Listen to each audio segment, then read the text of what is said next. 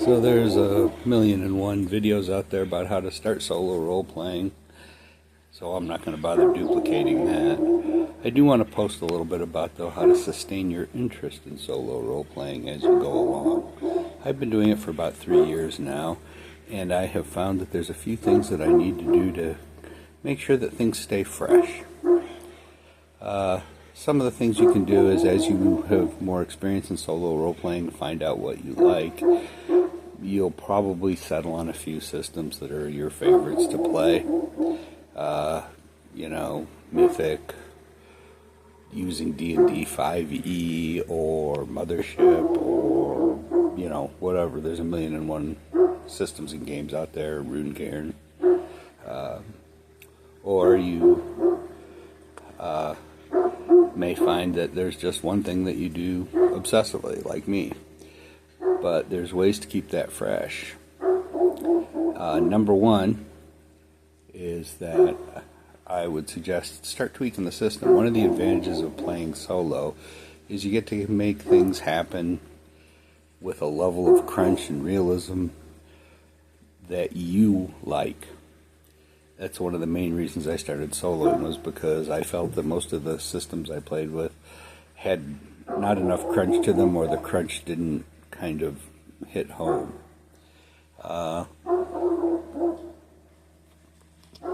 RuneQuest BRP, that type of system, came really close for me, but I still felt like it was just roll to hit, roll to parry or dodge. I didn't get a feeling that there was much agency in combat. So one of the things I can do to keep it fresh and to direct my solo role-playing more toward my interests is tweak the system. And that's been an ongoing project for me for about 1.5 years now. I ended up writing my own rules. And that's the other thing I was going to suggest in this part of the issue is just create your own rules out of whole cloth, Take what's good from other systems, be inspired by them, what have you. But incorporating that brings a whole new element into your solo role play. The second thing that I kind of wanted to talk about was use of oracles and inspiration for adventures. One of the things that you have to contend with, and this is the same even if you're playing with a group where you have a forever GM or somebody who tends to be the GM most of the time. In solo, it's you all the time. So you will find after a while, just because of the way people's brains work, you tend to respond to things, you tend to respond to cues from your oracles in similar ways. They'll be tailored to fit the situation, and every so often you'll have a genius idea out of left field, but by and large there's a tendency to kind of fall into similar patterns.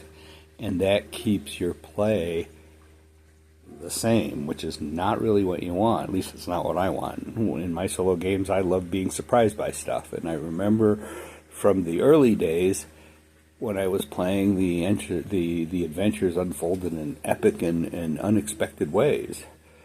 But after a while, I found things were unfolding in similar ways. I mean, yeah, you can put different adjectives and different window dressing, and, you're surprised by goblins who appear, out of a hidden door. You're surprised by goblins who appear, who are magically teleported there. You're surprised by goblins who were hiding in the shadows, but you're surprised by goblins way too often. So to avoid that, one of the things that I would suggest is, and it's pretty simple, you just use different oracles that give you cues in different ways. There's all kinds of things out there. There's like story cubes. There's different, subject and action tables. There you can use cards instead of, rolled prompts. Just change that up. And just by changing up the oracle that you're using for open-ended things, you will find your mind will respond in different ways. It's something as simple as, now I'm looking at a set of dice with weird symbols on them instead of reading words off a page. My mind responds differently. Or bibliomancy. You know, I pick up a book, go to a random page, read a random sentence, and take my cue from that instead of, you know, whatever it is I've been doing up until now. And those are a couple of the things that I have found that can help keep solo play fresh, stimulate your imagination to work in different ways, and make sure you're not kind of falling into a pattern that can become humdrum and not very interesting. Anyway, hope that helps. If you have some ideas on this, please put it in the comments. I'm always looking for new things, and part of the reason I started this channel and doing these videos is to get other people's input to stuff, so please feel free to comment, and thanks for listening.